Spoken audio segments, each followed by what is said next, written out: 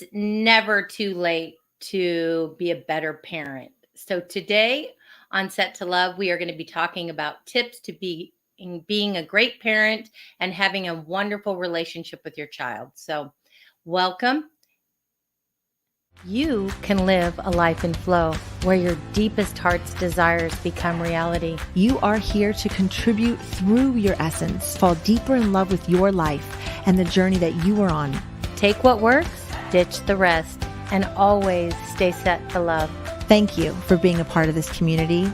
We're all designed to live in flow. So let's go.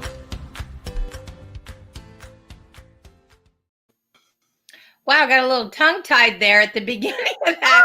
So This is good. not easy to do, everyone. Oh my gosh. Awesome. I love it. Good morning, best friend. Good morning.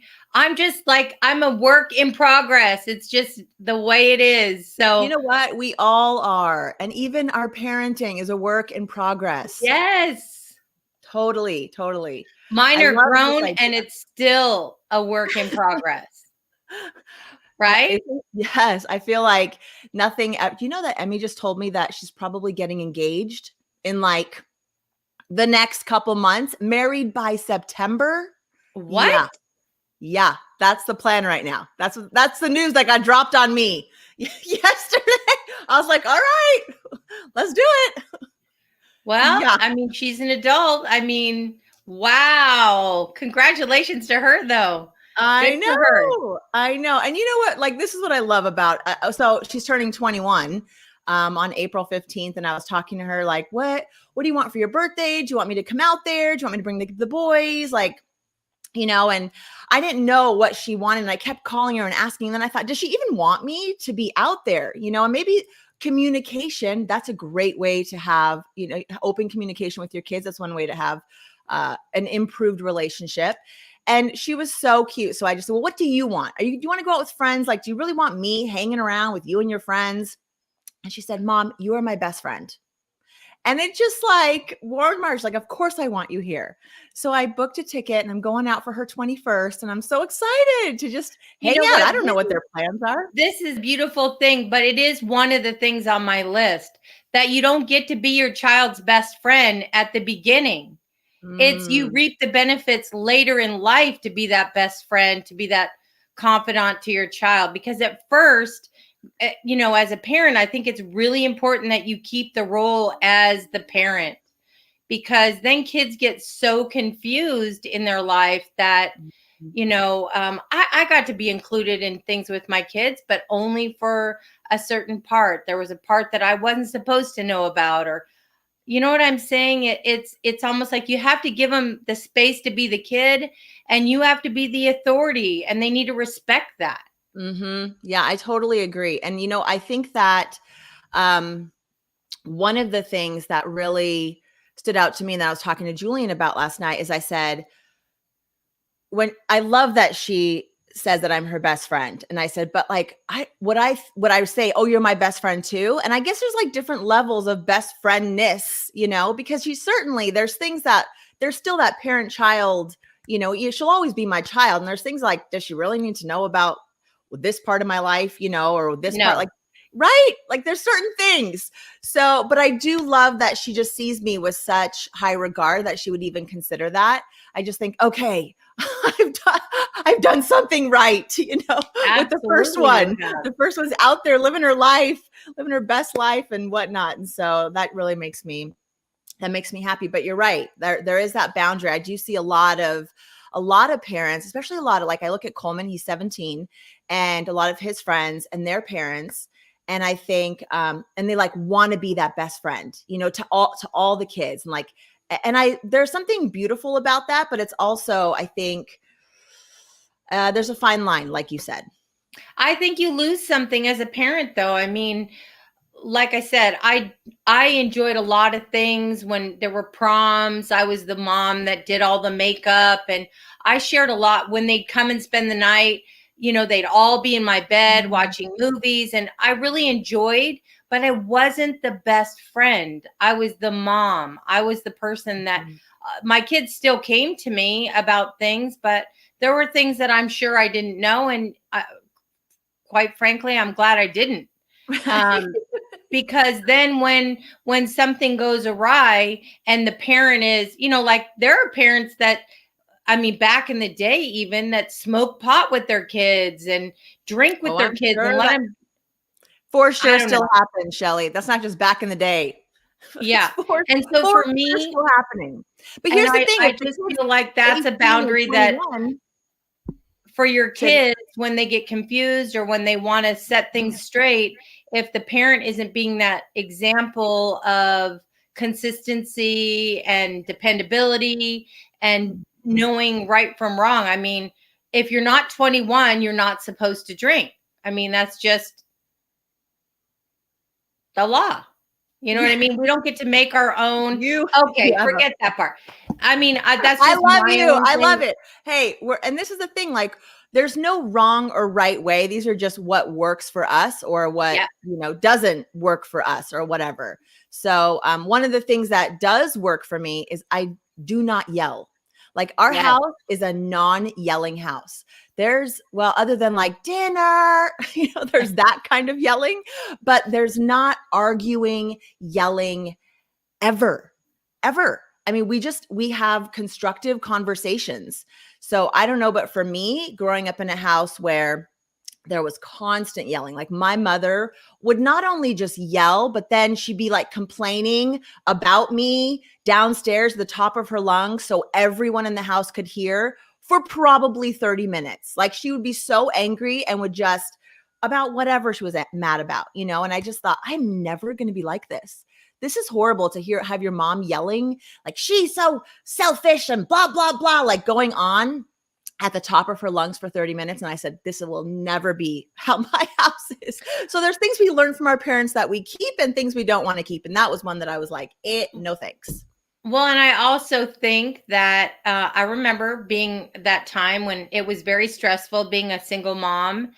And, I'd come home from work or whatever, and I'd be stressed. And there were times that I did raise my voice at my kids. I didn't scream at them for 30 minutes or something like that. I'm like, I would be annoyed at a mess somewhere, or you didn't start your homework, or whatever they'd be arguing about something. But I have to say, the one thing that I'm really proud of as a mom is I didn't let the night or the day go by without taking accountability for that. Because I think their kids learn from your example. And so I would say to them, you know what, mommy took her bad mood. I was so stressed. It's not an excuse, but that wasn't right. And I'm really sorry. And can you forgive me? And I feel like then that makes them realize, okay, a parent isn't always perfect, but she took accountability. And if that's what you want your kids to do for you, you want them to sit back and go, wow, I didn't handle that very good. Yeah. My mom would do blah, blah. And so lots of times I would say, when now, if I yelled for some reason and I felt it was, acceptable, I didn't say sorry. But usually if I raised my voice, it wasn't really about the kids. I So think for you me, get it's not so stressed much out. about raising my voice. I don't yell. I still get angry, or I'll like let my frustrations, I'll take them out on the kids. So that'll still happen. But when it does, you're right. I do take, and then I feel bad. Like I feel bad in the moment. And then definitely afterwards, I'm like, oh yeah, that was not very good. And I'll do the same thing. I'll just say, you know what? I was super stressed and I went to crazy town and I'm so sorry. So I will definitely own that part. I think that really, I think my kids appreciated that because then they feel heard. Because at the time when you're yelling at them or whatever, they're like, wow, she's a wackadoodle. Like, Right. why is she acting like this? And then at least if you realize that, okay, I really took that a little bit too far and I'm sorry, then I think they really do feel value, that you don't just smack them around whenever you're in a mood. Yep. So I think another tip that really stands out to me is, and we've talked about this many times, is really letting our kids be who they need to be and who they want to be. So I'm not trying to mold my child to be any certain way. Whatever they like, they like. Things they don't like, they don't like. Whether that goes from food to activities to friends to just how they show up in the world to the clothes they wear. My kids start picking out their own clothes when they're in kindergarten. I don't dress them. I really try to foster independence in them and nurture like who they are. When people say like, oh, you've got great kids, I just say, I just try to get out of the way. I just nurture who they are and get out of the way and let them, I just make sure they have a roof over their head and good food in their bellies and love and support. But that's really worked for me. And I think that lumping all your kids together just because it's convenient, like we're all going to play soccer because it's convenient or it's easy. You're going to have kids that are going to excel. You're going to have kids that aren't. And those ones that aren't, it doesn't foster self-esteem and self-confidence when you don't get to do what you love and then excel in that. So when I let my kids explore activities that make them happy and then they either fail or succeed on their own, there's so many lessons in it for them. Well, and I do think sometimes as parents, you like want to live out your dreams. I wasn't a cheerleader, so I want my kid to be a cheerleader. That was my And mom. like you said, it doesn't work that way. You can't live vicariously through your kid. You have to support. I mean, I remember I am the biggest girly girl on the planet. And my Brooke liked dinosaurs and jeans. She no more wanted to put a bow in her hair and play with a Barbie doll to save her life. It just wasn't going to be. So you know what? We bought horses and dinosaurs and we wore jeans and, you know, she grew up to be very feminine, and that's how it was for Coleman too. He didn't want to play with the GI Joes and the whatever trucks. Like he wanted the Barbie doll. He wanted the mermaids. That's what he wanted. Like he liked putting the wigs on, and whatever, being in theater and being just big and adventurous. And so I just created space. Like, okay. And when friends brought over all their boy toys, I'm like, he's not going to want them. I'm not going to force them on him. So I love that we both went down that road and just, we let our kids enjoy. I have another little tip. Yes. That really made an impact on Brooke, especially.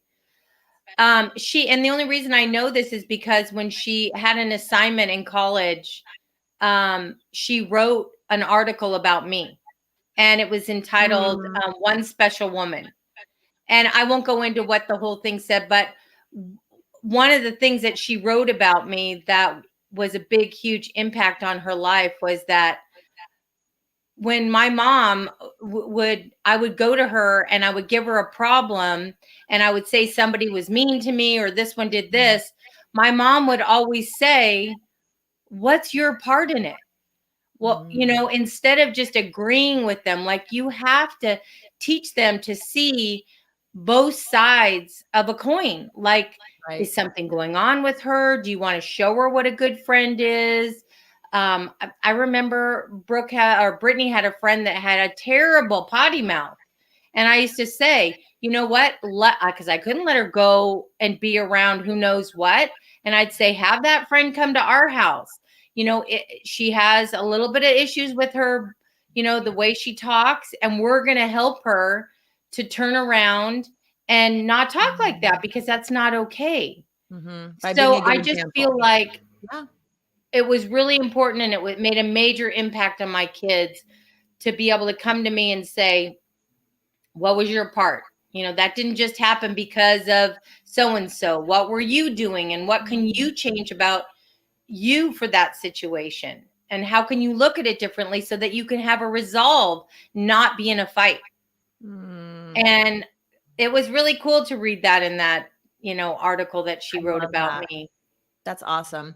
I think at the end of the day, Shelley, it's just love your kids. Like love them for who they are and for who they want to be and be supportive. And if you can just do that, everything else will figure itself out, no matter what kind of choices we make, good choices, bad choices, as long as our kids know that they are unconditionally loved no matter what, then they will be okay and they will find their flow. Also, I think it's super important, though. I think you have to be a good listener as a parent. When you get an opportunity that your kid does want to come to you and tell you something, don't talk at them. No matter if they're right or wrong, how they're saying it, what they're saying, listen to where they're at. Listen to what they need and help them, because if you over talk your child or you don't let them, that's the same thing as letting them pick who they want to be as they grow up. But that was one thing I really tried to do, was when they were going to come to me, to really be there and listen and take, if I hurt their feelings or I did something that I had no idea, to say, wow, I didn't realize you felt that way. And we're going to change that right now. Right. Well, because you create a safe space for them to express their feelings. I would, whenever I needed something, I would go to my dad versus my mom, because my mom was always super emotional and would just like, that's never going to work, or why would you think that, or whatever. Where my dad was like, okay, let's sit down. Let's look at the options. Let's pros and cons. It was always very rational and calm, and he could hold space for whatever situation I would bring to the table. And I feel like that is where you can have that great communication, that listening, because when you just, if you talk to someone and all of a sudden, whatever you say, they're going off to crazy town, why would you want to keep talking to them about things? I mean, you wouldn't. Yeah. So being able to just really hold space for your kids, I love that. It's beautiful. You know, Brittany's an adult now, and this recently just happened. We had a little mishap and over a pet.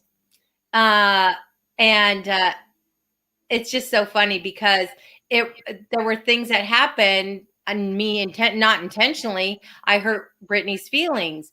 And so I guess when she left and everything, she had a day to think about it, and I knew something was wrong. So of course I needed to fix it. And so I called her up, and it's just so funny. She's like, Mom, you are not going to be ready to hear what I have to say. And you're because I'm still aggravated. And, you know, the whole point is that she still got to use her words and say, look, I don't want to hurt your feelings because I'm still mad. Yeah. And it's just funny that it's not funny. At the time, it wasn't funny because I'm like, okay, now what do I do with this? Because I really want to, you want it resolved, and she needs more space. So I just said, you know what? I'm going to be a bigger person here. Tell me whatever it is, and I will, don't worry about hurting my feelings. I really just, you need to give me an opportunity to make it better, or maybe you didn't see it the way I intended it, so that we can make it better. Why do you want another day to go on that you're aggravated or your feelings are hurt? And so then we did. We talked it out, and it was over with. So even as adults, they don't want to hurt your feelings, or they don't. But I just love that she said, you're not ready. You're not ready to hear what I have to say. I love it. Look, Coleman, he sent us some hearts. Oh, I love you, Coleman. He popped in. Hi. Oh my gosh. I love that story, Shelley. Okay. We're at time. What another great day. Okay, everyone, we're at settolove.com. If you'd like to email us, give us a little note of anything you're thinking, we would really appreciate that. We're at settolovepodcast@gmail.com. We're here weekday mornings at 8:30 every day, Monday through Friday. Yes, we are. Guys, have a great day. Have fun time parenting. You need to just keep learning, and I wish everybody the best. We're all just doing our best. Yep. Hit the bell, everyone. Bye-bye, best friend. Bye, best friend.